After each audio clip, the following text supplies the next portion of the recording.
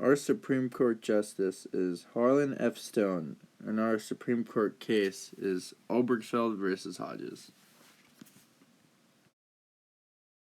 Do you know who the Supreme Court Justice is?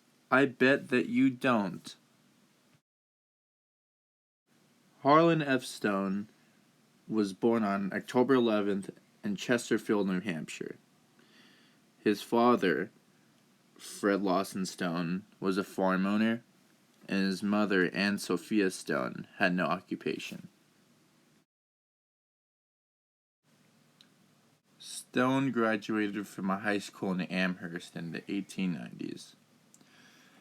And eventually, Stone graduated from Amherst College in 1894 and received his law degree in 1898 from the Law School of Columbia University.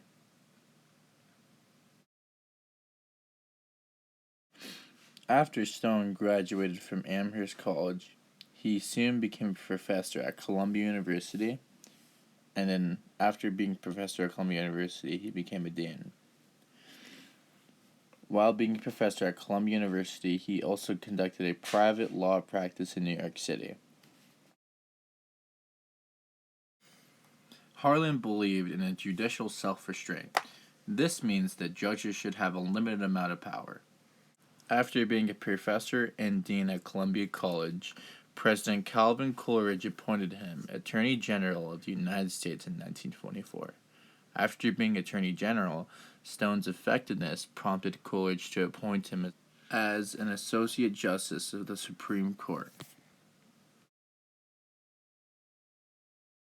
After being Associate Justice of the Supreme Court, President Franklin D. Roosevelt promoted him to Chief Justice in succession to Charles Evans Hughes. Stone was also huge in protecting of civil liberties and believing in equal rights for everybody. Like many great men, he saw his final day on April 22, 1946 in Washington, D.C., and died at the age of 76.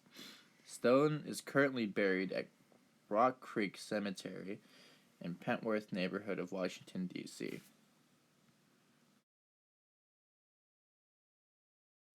The Supreme Court case I'm going to be explaining is Obergefell versus Hodges.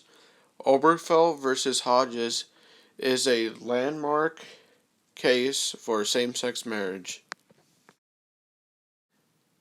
In 2013, the people involved in this case were James Obergefell and John Arthur.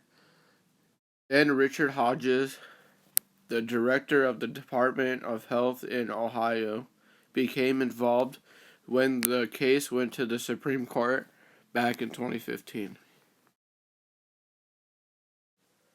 This case originated in the United States District Court for the Southern District of Ohio, Western Division, by Obergefell. There are other states that filed lawsuits in their own federal district courts. They are Michigan, Tennessee, and Kentucky. The Supreme Court case was not only one case, but it was 6 lower cases that involved 16 same-sex couples, 7 children, 1 widow, an adoption agency, and a funeral director.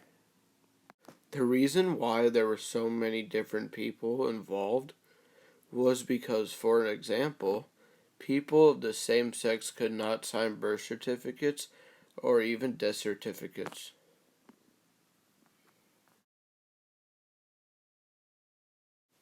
This case went to the Supreme Court because it made a split between circuits. The plaintiffs argued that the law violated the Equal Protection Clause and Due Process Clause of the 14th Amendment. The decision of the Supreme Court was a 5-4 majority. The court held, saying that the 14th Amendment guarantees the right to marry or sign legal documents of the same sex or opposite sex. The impact on American society is that people have the right to marry whoever they want, and the government can't tell them not to. And also, people have the right to be recognized as a same-sex couple.